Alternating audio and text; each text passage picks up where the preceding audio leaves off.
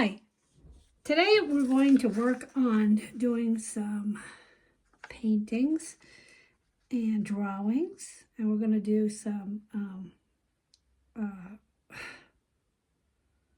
zentangle stuff. Here's a couple of ideas that I've come up with. Here's one we can start with. I did some different drawings for some ideas. You can use what you like. If you like leaves or hearts, or think that something that you think is easy for you to draw, whatever attracts you. So let's move this aside for a minute now that we've seen this one here and this one here. I'm going to start by taking a pencil. Gotta get a pencil here. Where's my pencil here?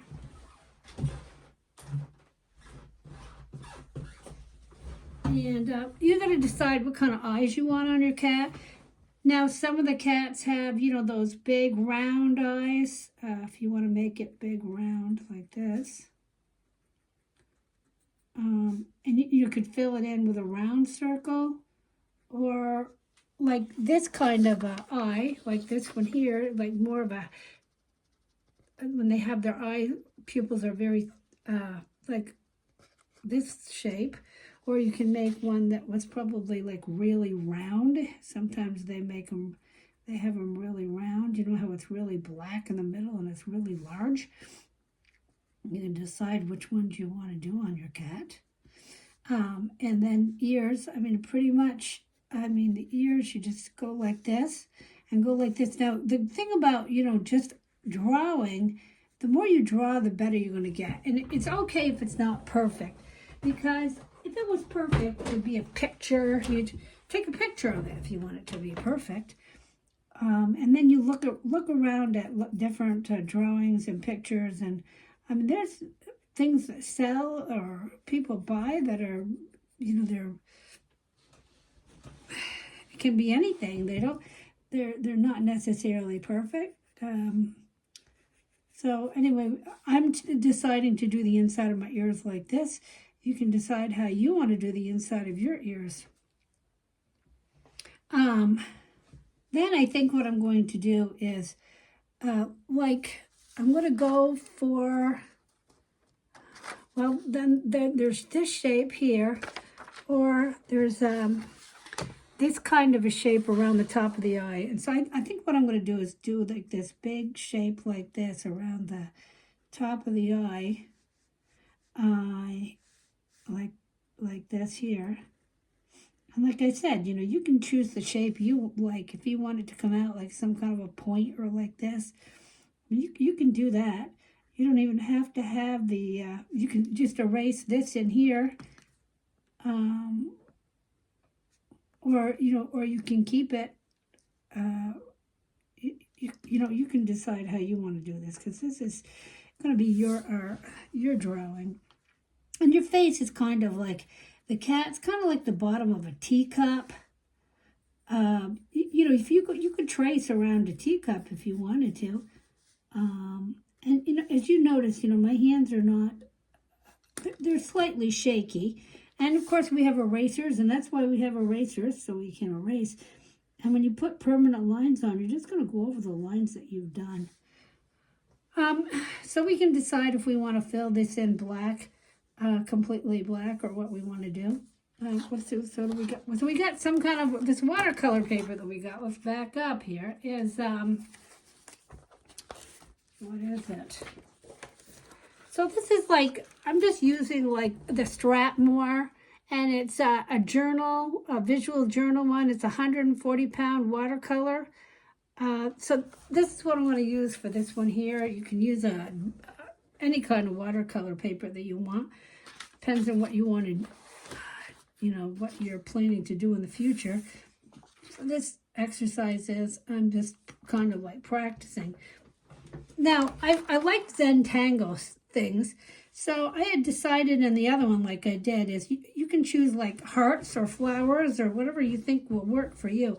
Like I like this flower where you do this like circle like this, and then you come around here like this here, one, and then come around, and then you go this way, come back around that same side of the circle, come back around the same side of that circle, come back around the same side of that circle.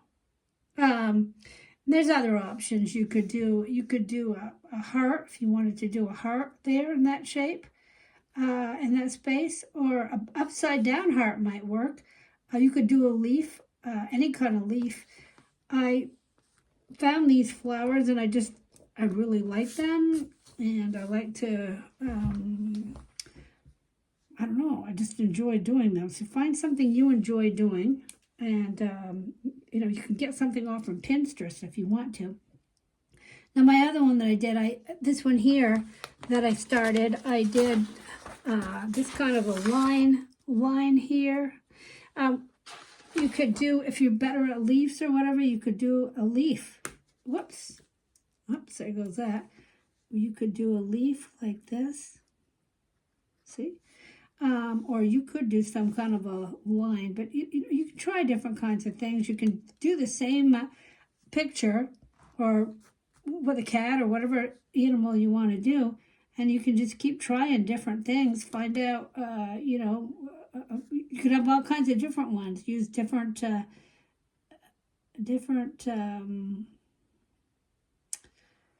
don't know, you could use different, I'm trying to think of what the word is. You can use different flowers, leaves, hearts, all kinds of different things. Any kind of line, you can do any of these kinds of things that you want to do.